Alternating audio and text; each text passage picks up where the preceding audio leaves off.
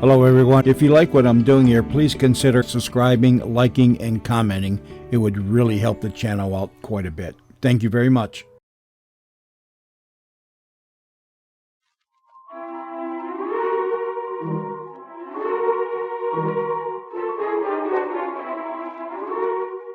It's a crime, Mr. Collins. It surely is. You see, I'm Mrs. Collins, Gail Collins, and my husband Greg is a private detective. If you found your husband making love to a redhead and he said he was only trying to solve a murder, would you think it was the truth, or would you make him take the consequences? Well, I'll tell you what I did. I'll be back in a minute to set the stage for our puzzle in crime.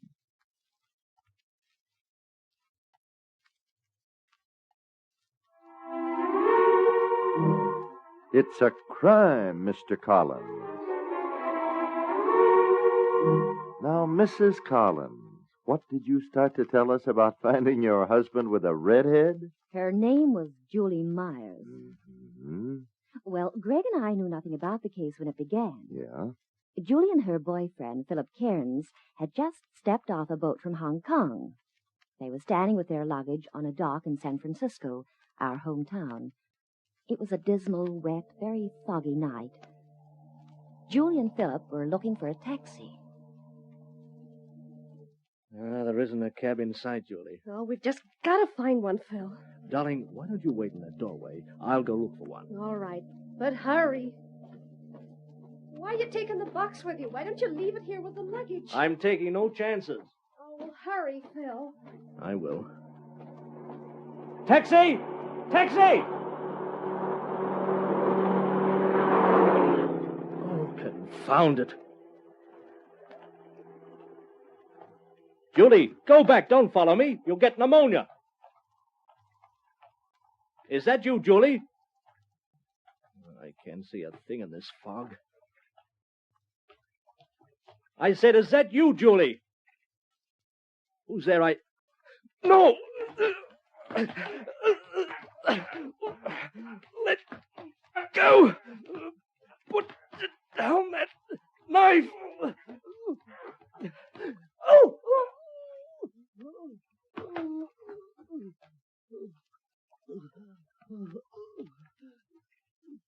The Chinese bowl.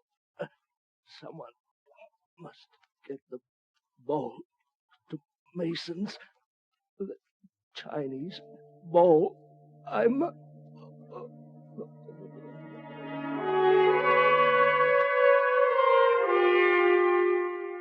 Philip Cairns was murdered in that fog on the San Francisco waterfront. Greg and I, of course, know nothing about this yet. We were at home, having troubles enough of our own. Very interesting. Greg Collins, this is final. If you get involved in just one more case where you go romancing around with attractive suspects... Oh, come here, sweetheart. You're one little Indian who's not going to wander off the reservation anymore. Come on, honey. Greg? Oh, Greg, get away from me. Beautiful. Go away. You're changing the subject. Okay. You know, you haven't exactly repulsed all the handsome males we've met either. When it comes to handling men, Greg, you're looking at an expert. Whenever they get too fancy, I upset 'em and gives them the 0-1-2. Go on, you telegraph that right of yours so much. I don't use my hands, I use my foot. I take the heel of my shoe and I dig it right into the young man's instep. That stops him. It's a jiu-jitsu trick. I learned it from my husband, Mr. Gregory Collins. He picked it up in the Marines. Ever meet him? Oh, yes.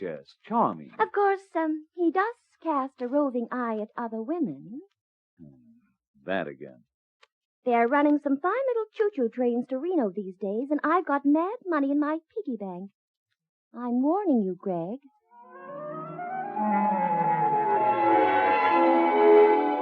By way of appeasement, Greg offered to take me for cocktails and an elaborate dinner at the Nob Hill Hotel. He also decided to get me a gift at Mason's. Mason's is a world-famous spot in San Francisco that specializes in exquisite Oriental art. Greg was moseying around on the main floor when Mr. Shaw, the manager, came over to him. I beg your pardon, Mr. Collins. Oh, hello, Mr. Shore. Say, this dinner gong is beautiful. Could we discuss it later? Would you step into my office? It's terribly important. Oh, why, surely. This way, this way. We're lucky you were here just now. I have quite a problem. What's wrong, Mr. Shore? Look through this panel in my door. See the red-headed girl sitting on a chaise? Oh, brother. Why do they worry about who's on the moon when they got stuff like that down here? Her name is Julie Myers. Mr. Collins, have you ever heard of the Ming Lu San Bowl? I'm not a connoisseur of that type of art. Painting's my hobby. The bowl was created during the Ming dynasty. It's priceless. It's a very distinctive red. One collector called it Temple Fire Red. The design on it is incredible. Oh, the craftsmanship. Oh, what's happened to it? A very prominent family in the Orient has owned it for many, many generations. However, as a result of the bloodshed in the Far East, the family was evacuated to Hong Kong, became penniless refugees there. They decided, very much against their deepest feelings about it, that they would sell the bowl to us here at Mason's. You send somebody for it? Yes, Philip Cairns, a highly trusted employee. He was to bring the bowl here to San Francisco. He got it. He landed here 48 hours ago. He stepped off a ship, and then... Yeah? He was murdered, viciously attacked with a knife and cut down in the fog by the docks. Any witnesses? No. He'd stepped away from the pier to find a cab, got lost in the darkness and fog. Nobody saw a thing. You make the trip alone? No. That gets us to the young lady sitting outside, Julie Myers. She was with Cairns at the time. She claims they had one of those sudden, overwhelming romances that they met in Hong Kong and were married. Believe it? I'm not sure. The police questioned her for hours, but... No doubt, huh? They had to let her go. Couldn't prove a thing. Where's the bowl? Miss Myers came to my office a half hour ago. She said Philip purposely carried an empty box with him as a decoy. He knew he might be attacked. Whoever killed him made off with the empty box that night. Where was the bowl hidden? In Miss Myers' trunk. She followed Philip's instructions. She brought it here.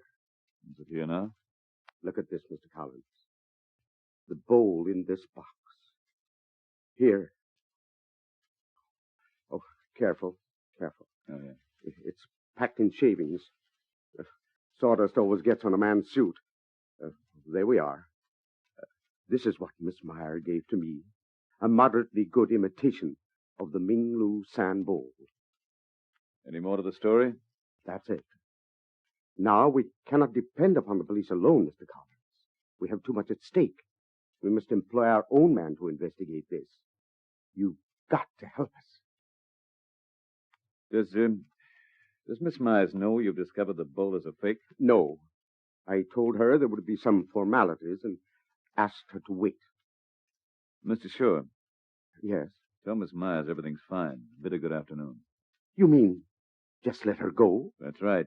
But, Go on. We're losing time. All right, all right. I presume you've some plan. Plan? Yeah, I'm going to find out if it's true what they say about redheads.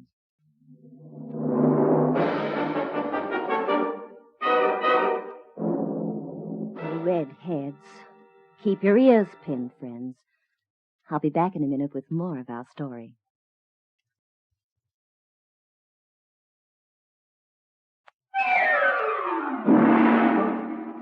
Mr. Shaw dismissed Julie Myers with his best store manager smile, and she left Mason's. Greg followed her.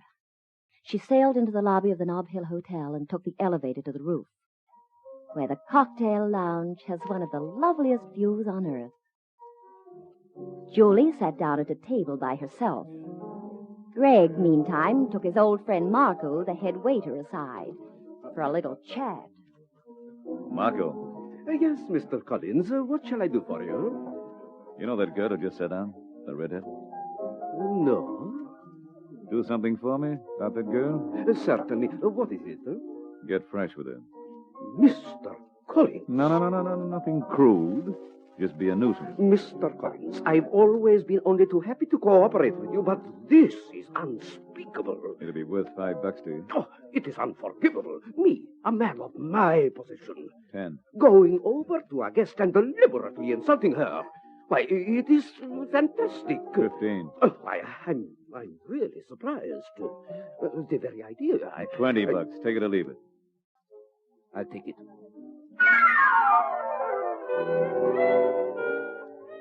Marco strolled over to Julie Meyer's table and began to act like what is commonly termed an eager beaver. Madame is expecting someone? Oh, yes, I am. Is there something I can do for you in the meantime? No, thank you. Oh, it would be a privilege to do something for the loveliest lady in the lounge tonight. I don't want anything. Now, if you'll Of just... course, if the gentleman you're expecting doesn't appear, why...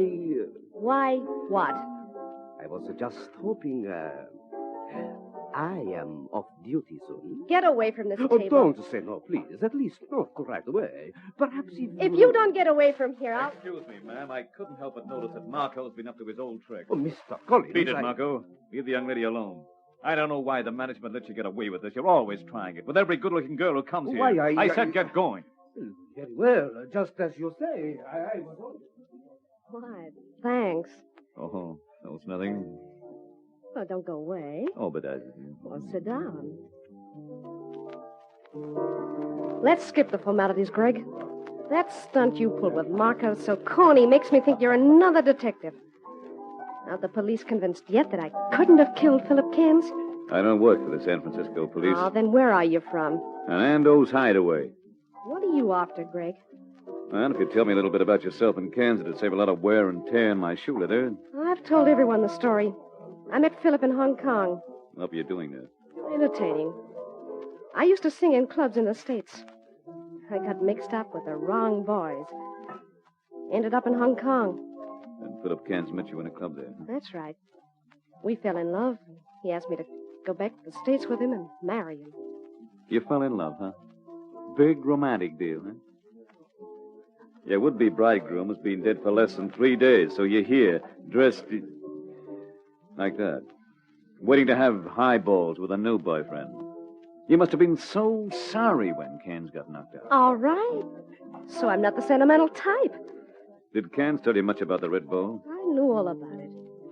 I was with him when the Chinese family turned it over to him. They took it very seriously. They wrapped it in fancy drapes. Just the bowl and the drapes in a beautiful wooden box. I see. Oh, Greg. Do we have to keep talking about that? How about a drink? No, thanks. I've got to... Oh, just one, Greg. Now, look, I'm married, and there are rules. Oh, they're the old-fashioned rules. Scotch and water. Good. And don't sit way over there, Greg. Come closer to me. Ah, that's it. Now, Julie, Good evening, Mr. Collins. Oh, good evening. Now, Julie, is that... Gail! Yes, Gail.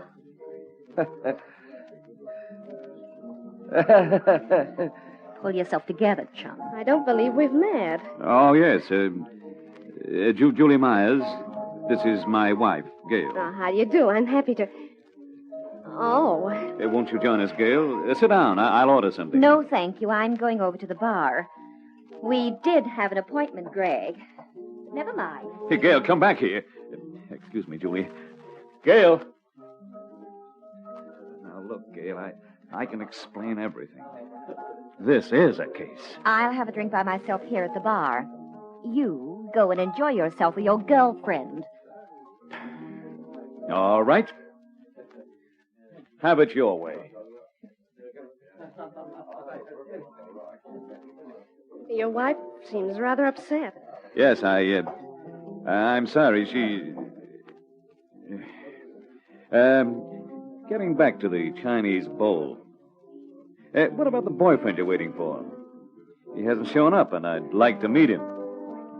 You're meeting him right now. Oh, hello, Benny. This is Greg Collins. He's a detective. So what? Why do you make dates with me and then sit around with every guy you find in the bar? Easy, pal, easy. We were just talking about Philip Cairns' Chinese bowl. I ought to take you, Julian. You get it to Mason's? Yes. Have any trouble? None at all. Sit down. You're running quite a temperature. I don't sit down with detectives. What's your business with the bowl, Benny? See? Right away with the quiz questions. All right, Collins. I stole the bowl and I killed Cairns. And tonight I'm going to knock up a small but fat little bank. Okay? Sure. Could be. Excuse me, I'll be back. And don't hurry yourself. I can wait. Marco! Marco! Oh, yes, Mr. Collins. Marco, you'll have to help me again. Oh, delighted, Mr. Collins. I'm going to make a phone call. While I'm in the booth, the red-headed gal and the gentleman with her will probably try to leave. Call the house detective. Let him pay the check. Then have the houseman pick him up and hold him somewhere. At Mason's, Mr. Shore? Yes, Greg. I'm in the cocktail lounge at the Nob Hill Hotel. I've got your murderer. Huh? Yes, I know who killed Philip Cairns. What about the bowl? Do you know where the real bowl is? Yes, I think I do. Can you come right over? I'll be there in less than 5 minutes. There's no doubt about it. He's a honey of a detective, is my husband. In just a minute, we'll bring you the climax of the case.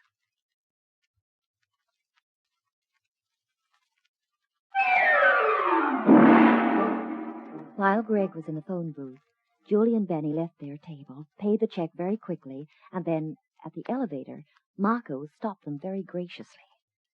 He turned them over to a kind of chubby little gent who must have been the house detective. The three of them took a down elevator. Greg came over to the bar where I was and briefed me on the whole story. It's all very interesting, Greg. If it's all true. Well, of course it is. You'll believe me when Mr. Shaw gets here. He'll corroborate the story. There he is. Now we'll see if it was absolutely necessary for you to follow that redhead. Oh, Mr. Shaw. There you are, Mr. Collins. Hello, Mrs. Collins. Hello, Mr. Shore. Let's have a table, shall we? Or do you prefer staying here at the bar? No, there's more privacy at a table. Oh, here's one.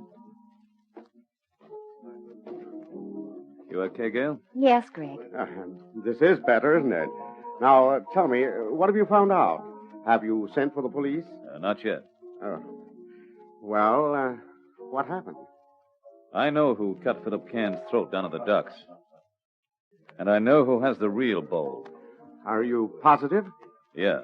Well, who was it? Who killed Philip? And who stole the bowl? You did. I was afraid you might say that, Mr. Collins. So I brought a .38 revolver with me. It's in my pocket. You can't see it, but the gun is less than a foot from your wife's heart. I couldn't possibly fail to kill her at this range. Greg. Smile, Mrs. Collins. You too, Mr. Collins. And both of you keep your hands on the table. Now, tell me what you know and talk quickly. When Julie Myers spoke to me before, she said the real bowl was packed in ceremonial drapes. So the bowl she brought to you would have been packed the same way. But the one you showed me was packed in Excelsior. You even warned me about getting the sawdust on my suit. Very good, Mr. Collins. I've always admired your ability. You tried the obvious first. You killed Cairns in that fog and stole the box he was carrying. But the box was empty. So you played your other card. You'd made a phony bowl. You hid the real one she delivered somewhere in your office. Then you took out the fake one and called me. I'd suspect Julie. Can I ask you a question? Yes, but quickly. You could never have gone to a fence with that bowl. It's too well known a piece. Why did you take it? I would gladly have killed half a dozen people to have the Minglu Sand bowl for myself. Now we're going to leave the table. I'll take your arm, Mrs. Collins. Greg. If you try anything, Mr. Collins, remember the gun will be closer to your wife than it ever was. Where are we going? Out onto the terrace to admire the beautiful view. Many of the guests do that. We're so fortunate. It happens to be empty at the moment. Stand up, both of you. Now, stay close to me. If you turn around or put your hands in your pockets, I shall kill your wife. But why the terrace? Mrs. Collins, you and your husband are the only two people who know the truth. It's dark on the terrace, Mrs. Collins. So dark that it's quite possible to stumble. You and your husband are going to fall off the roof. Terrible accident. It's a 30-story drop. I shall be overcome with sorrow. Open the door to the terrace, Mr. Collins. No, wait. Stay right where you are. Head waiter's coming over. Careful what you say. Is there something I can do for you, Mr. Collins? No, Marco. Nothing. Just call me. I am at your command. Open the door to the terrace, Mr. Collins. Now, we'll step outside. That's it. Close the door. There's a point in that safety fence. It's rather low, Mr. Collins. At the very edge of the roof. Stand there by that huge electric sign. Greg, be careful. Back up a bit more, Mr. Collins. Greg. Back up, I said. That's it. Now, I shall let go of your arm, Mrs. Collins, and you will walk over and join your husband.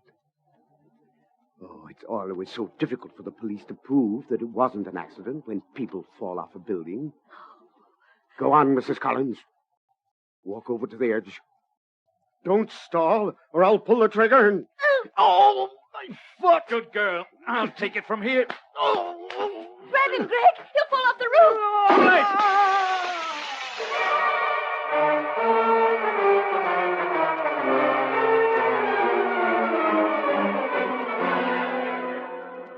Much later that night, Greg and I were home again, and I was in a different mood. Greg, Uh-huh. I forgive you. About the redhead, I mean. You done well better. Greg, why'd you have the house detective hold Julie and Benny if they were innocent? And Julie was next on Shaw's list. He knew she might say something that'd trap him. Maybe Cairns told her about Shaw's morbid fascination for rare objects. Besides, by killing her, he'd leave me on a dead-end street without any suspects. So I just had her stashed away downstairs for a while. You're a big smarty pants, aren't you, Gregory Collins?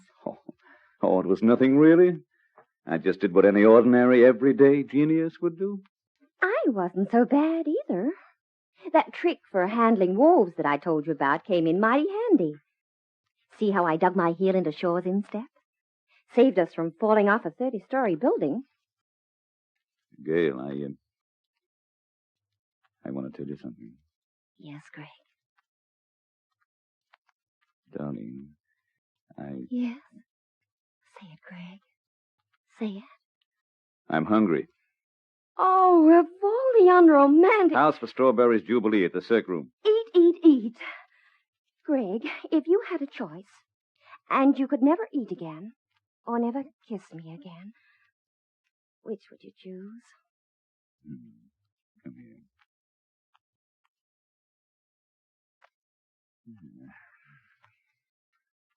How's that for an answer? Correct, Mr. Collins.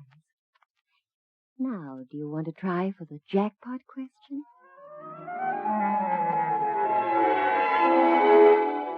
Moral of the story. If you think your husband is interested in other women, you should always have faith and trust him. As far as you can throw a 30-story building. In just a moment, we'll be back with you.